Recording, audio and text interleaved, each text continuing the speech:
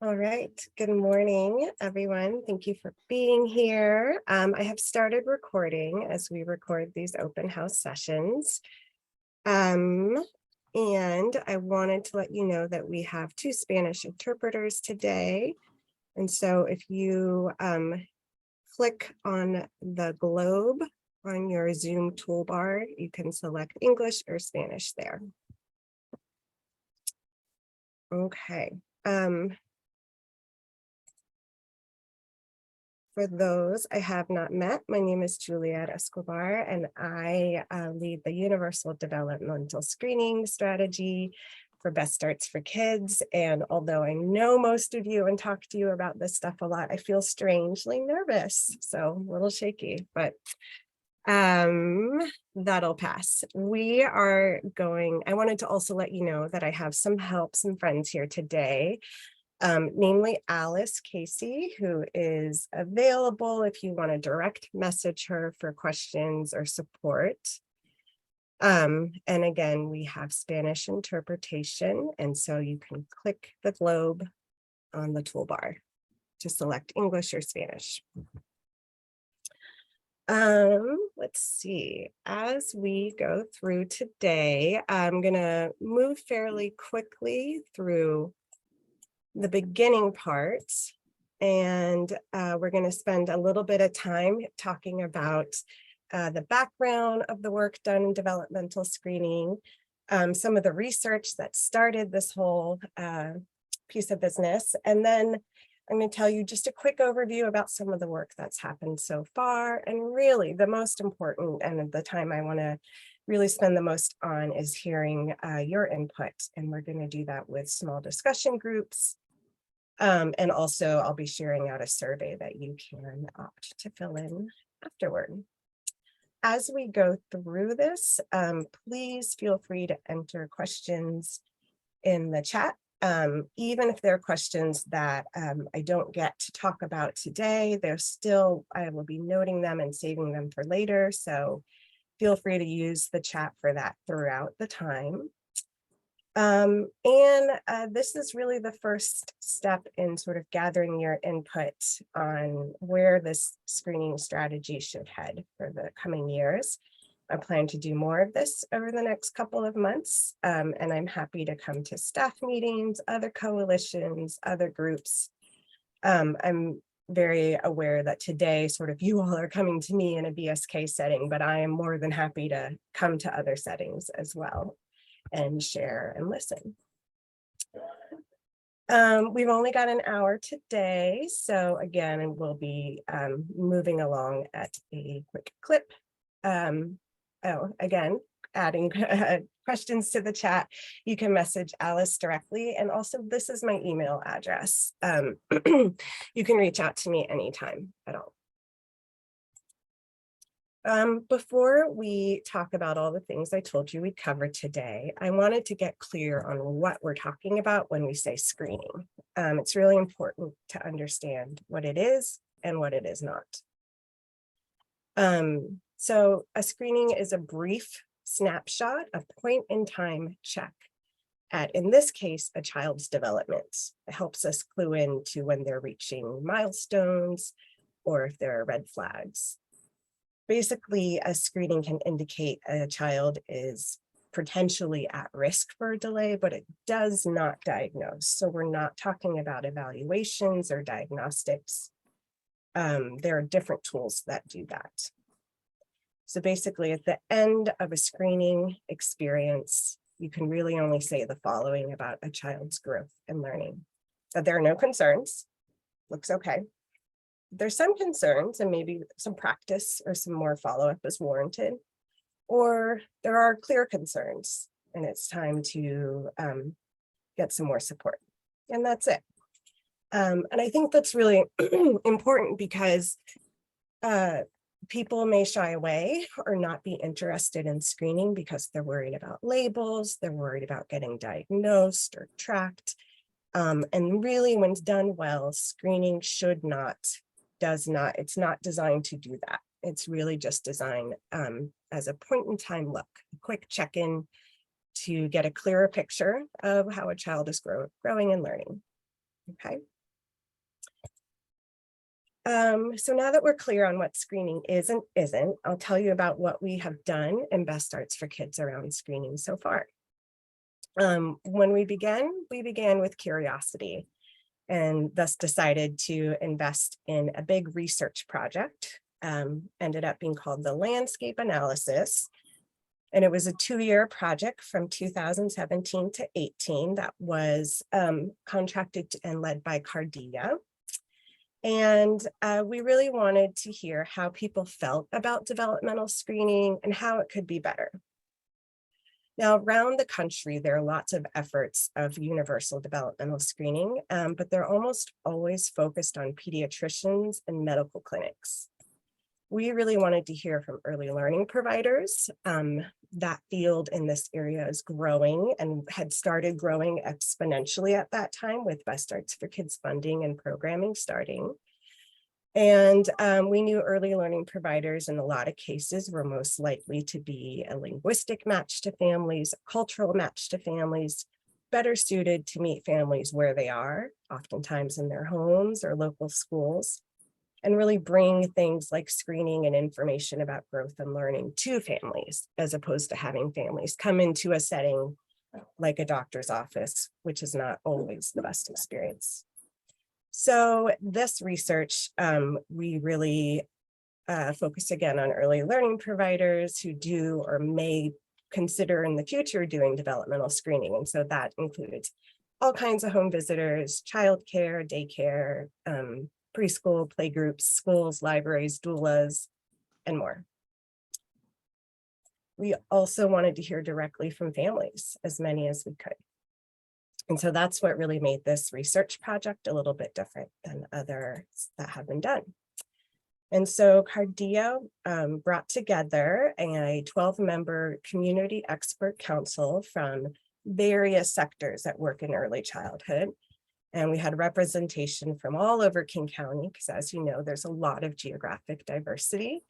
And we had ethnic and linguistic representation as well, as you can, in 12 members. So this group was really central to the research and the planning that came out of it. And they informed the research methods, how we heard from community, as well as what we asked.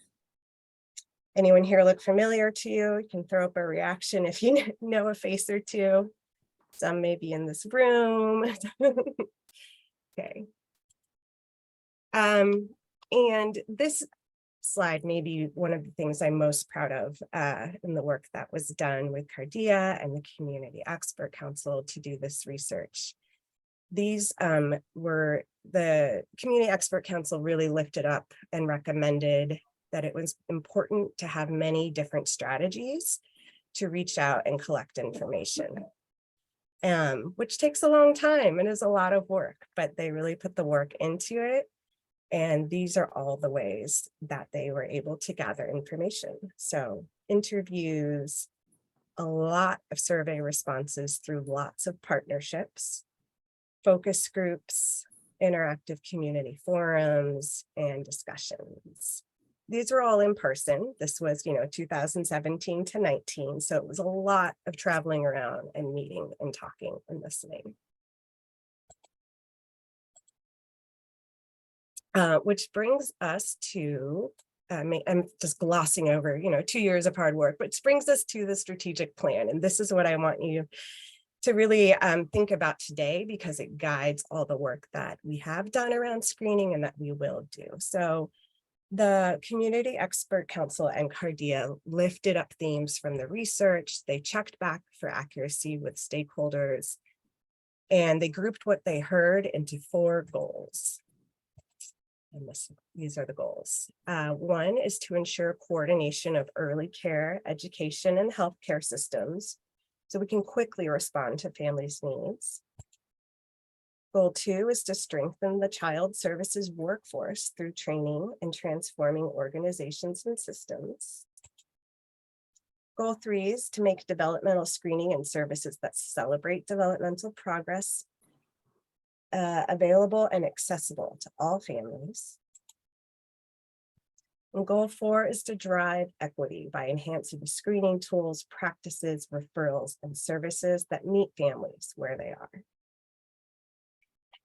So using the reactions or however you like, I wonder if how these goals resonate to you, and as well as anybody who would like to speak up or add to chat, any reflections on these goals, anything that sticks out to you.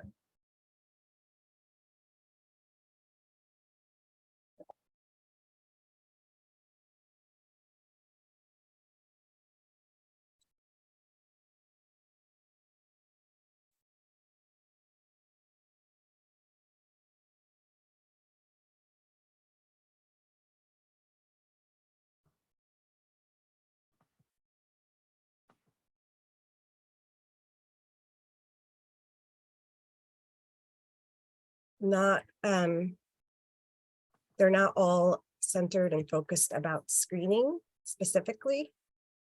It's all work that sort of is peripheral to screening, but it's not, notice that the goals for universal developmental screening are not give 100% of King County children an ASQ.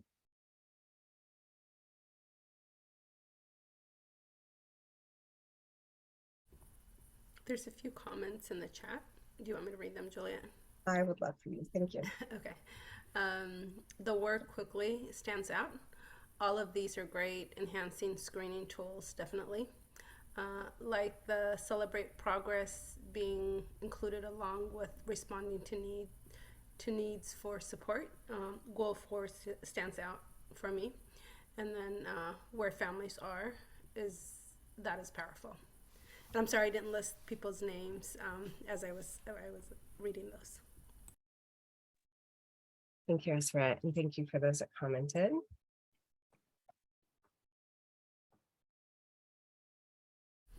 It's exciting to me that it's about improving direct service for families as well as tools and systems progress at all levels. Sorry, I didn't mean to cut you off, Julian. I appreciate it. Thank you. Oops. So these are the 4 overarching goals, and within each goal, there are about 6 to 8 sort of sub goals, or like ways to get there. And that's available in, sorry, let me go back. In our strategic plan document that was attached to an email, and that I am also dropping in the chat right now. And really that's where a lot of the meat is, and like, well, how are we going to drive equity by enhancing screening tools? And so there are some ideas, some guidance within that, but it's not super prescriptive. And really that's where you all come in and thinking about the how. So with that in mind, universal developmental screening, this strategy has had 2 funding opportunities so far to fund community-based organizations to do screening programs of their choosing. So basically almost anything that fit within those 4 very broad goals. In 2018, we had 12 pilot projects. Their charge was to try out an innovation, something that would improve access and improve quality of the screening for their community. And we had lots of programs doing sort of culturally relevant adaptations. We had some translation embedding of a few different tools. We had new programs start up and bring screening and information and opportunities to families who had never experienced it before. And from that, we then in 2020 partnered with Help Me Grow to fund 15 screening programs. And these programs all focused on sort of, starting or improving screening and referral programs. A big chunk of it is around training and coaching workforce. So the people that do the screenings, what supports do they need to do them well? And also programs that fill a service gap for children 3 to 5. Which was called out very explicitly and clearly in the research that we heard from families, and is part of the strategic plan, I think, under goal number 1 in the more thorough document that I put in the chat. So the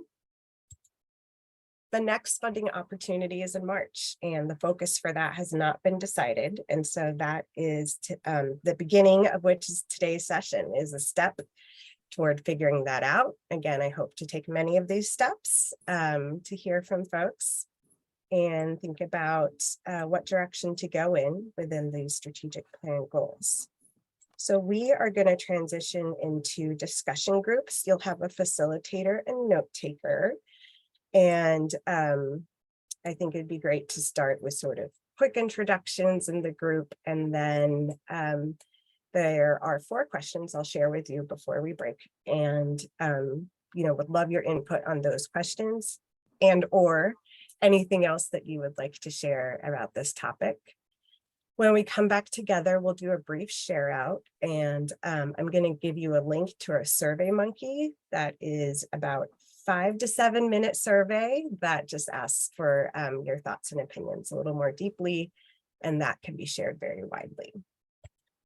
So before we break, I want to tell you the questions that are up for discussion. In your experience, how interested are caregivers in their young children's growth and learning or development? In your experience, what helps families become interested and engaged in early childhood milestones, growth and learning? For those that have used developmental screening tools like the ASQ, what would make screenings easier or better?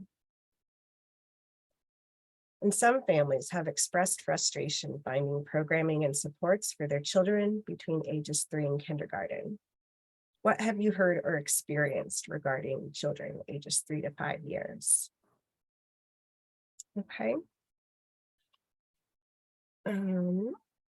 With that, I'm going to stop share. I'm going to put these questions in the chat, but also your facilitator will have them. The groups should not be too large. And let me get those going. I'm going to just 1, 2, 3, 4. Okay. I'm just going to sort some people into groups. Okay.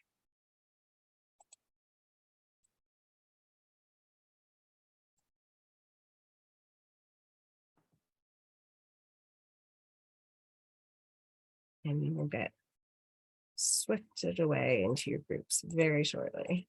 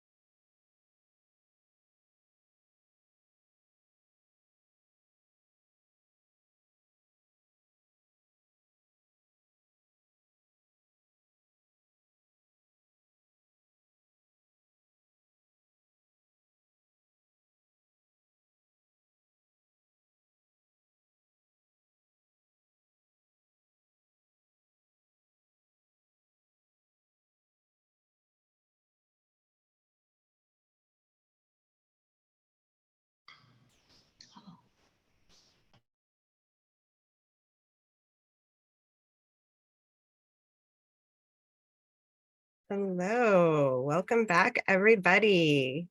I'm sure that you all wrapped up your conversations nice and tidy and have nothing else to say on the topic. Um, no, of course not.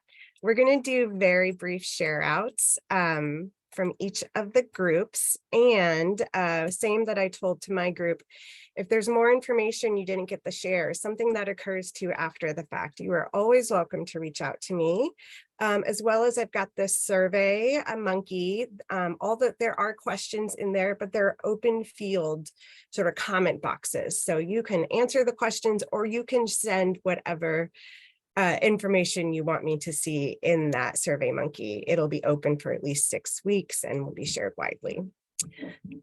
So let's start. I'm going to ask, we'll start with my group just to share out briefly anything important or overall what we've discussed. And Kendra is sharing for us. Yeah, we talked about how we thought that parents are really interested in learning about how to support their child's development and learning, and that it really is important.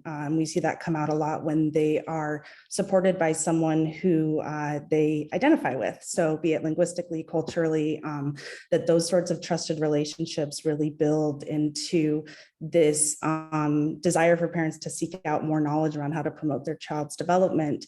And then we also talked about some great programs that people were looking to do to really address sort of the barriers that a lot of families are facing for children who are 3 to 5 and getting into preschool or other supports. And so starting home visiting programs and things like that to really just promote development and learning overall. And then really also thinking about how we can utilize something like a developmental navigator or a parent coach to sort of serve as an intervention in and of itself for these families as they either wait for referrals to more specialized services or for these kids who aren't going to qualify for services, but we know might struggle when they start school. And so really just thinking about who these community health workers, developmental navigators are, and the cultural and linguistic alignment and how important that is to really invest in that area of the workforce.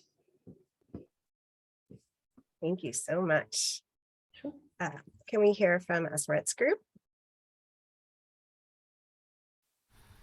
Does anybody, we didn't pick a person. Does anybody want to share, or I could share, but would love to have somebody else share.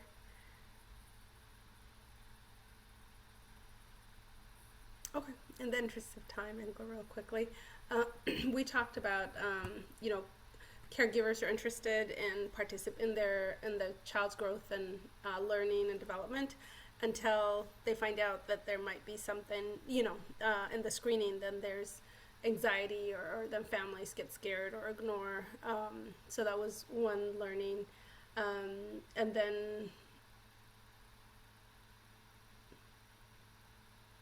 The other part that we talked about is families may just not, they might be interested, but not have the language or, know how to approach it.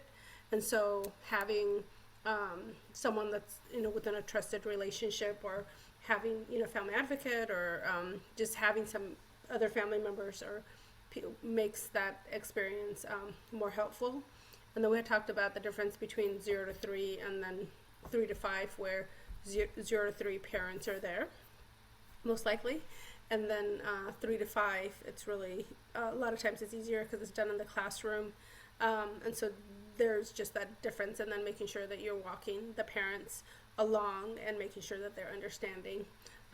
In terms of engagement, like a warm handoff, trusting caseworker relationships are important, and then incentives.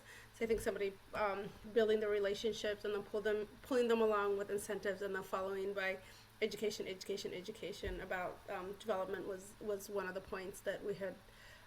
We continue to talk about the importance of a trusted relationships and following the process, having it be less, conversational versus just like very clinical, or that kind of structure creates creating a safer environment.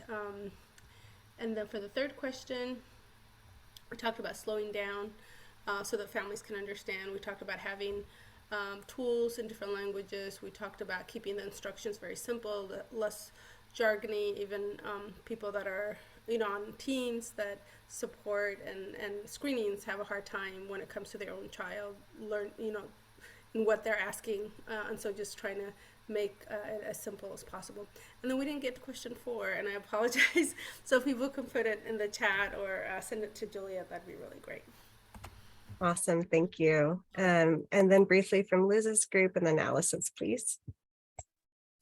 Sure. I think I'll focus a lot of what I heard earlier from the other groups is what our group shared, and I'll just focus on question 3, which is how to make screenings better or easier. And folks in our group said having a shorter tool would be helpful. For many families, having somebody to work with the family with the tool and not just hand the family a piece of paper is helpful. And then just someone suggested, just like you did today, sharing what the background and context is of screening and screening versus evaluation with the family is helpful. And that sort of goes in line with doing it together with the family. Another is describing for the person who's working with the family, what is the actual skill the child is trying to get at? Because if you're, for example, the tool says like, can your child pick up a Cheerio? If the family doesn't have Cheerios in the house, it's like, what is this actually trying to get at? And then similarly, having the screener help by bringing toys or objects that the family might not have to practice those skills. And then also consideration for any communication gaps that might put a child in like a typical zone when maybe it's actually just a communication issue. So those were the things that our group got to for questions 1 and 2. Had many of the same things, and we didn't get to question 4. So please do put that in the survey monkey. I'll try to keep it brief because I know that we are getting close to time. We heard a lot of very similar things, that families are motivated and interested to learn about their children's abilities, especially celebrating what they can do, and that the ASQ has been helpful in some of those celebrations of learning, oh, I didn't know my child could do that. We heard a lot about cultural relevance and the importance of having an adaptive tool or an adaptive home visitor or facilitator to provide the screening in either the family's home language or with adaptations that made it more culturally relevant. We also heard a need for materials support. So having those items in the family's home that they might not have access to. One person shared that they would like to have the ASQ kits provided with the specific toys mentioned by the screening.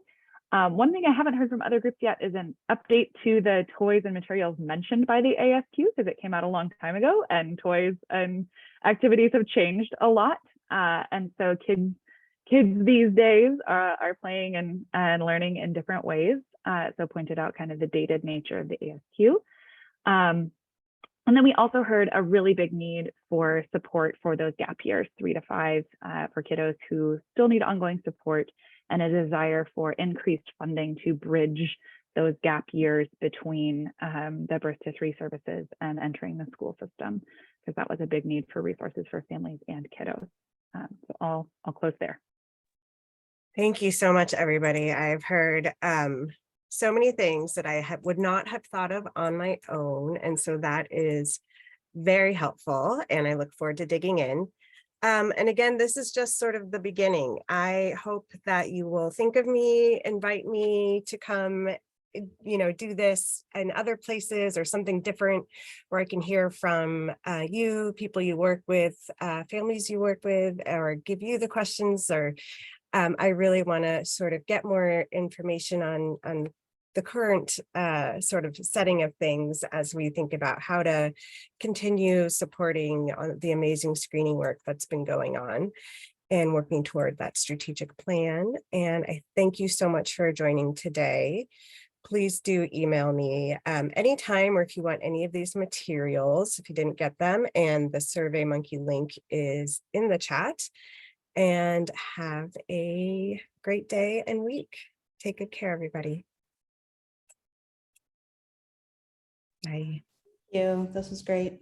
Thank you. Thanks, Juliet. Thanks, Liz. Thanks, Alice. Yeah. Thank you. Thank you.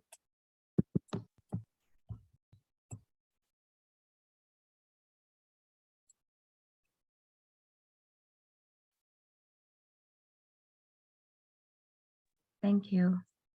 Thanks. Gracias por la interpretación. Muchas gracias por todo. Gracias por venir. Gracias para la participación, Rosa. Buen día. Gracias. Buen día. Gracias.